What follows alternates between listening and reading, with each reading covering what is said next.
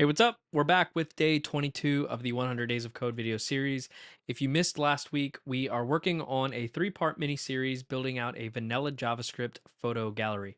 In the first episode, which was day 21 of last week, we built out the main UI for the app. And today we're going to be adding a new feature where we can click on each image, get a larger preview, as well as cycle through all the images. So I'm going to get started in that right now. Real quick before we get started, I just want to mention that this 100 Days of Code series is not just for me. You too can get started by going to teamtreehouse.com/100 days of code and finding out all about the challenge there, as well as hanging out in our Discord to talk about all things design and development related to keep you on track. As always, I'll link below some helpful resources that we offer if you want to learn a bit more about HTML, CSS, and vanilla JavaScript. So now let's get into the project. As always, I'm going to speed through me building this because this isn't meant to be a tutorial style video, more so just, hey, this is what I'm doing on my current day of the challenge. But if you'd like to see exactly how I coded this, feel free to slow me down or wait till the end of this mini series for the GitHub repo associated with this full project build.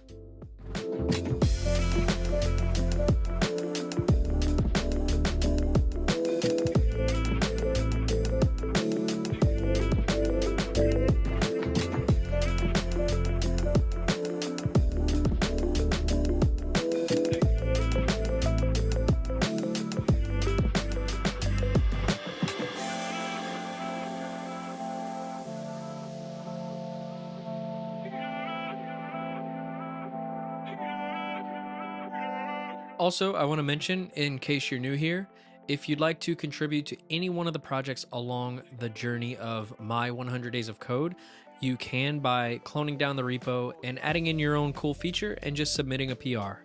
If you're new to contributing and PRs and how they work, check down below for a helpful video that goes over exactly how to submit a PR to contribute to another person's code base.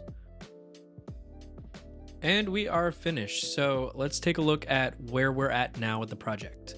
So if we just hop into the HTML, all I did was add in an overlay, which has a wrapper as well as our main image and a button group for our back and our next buttons.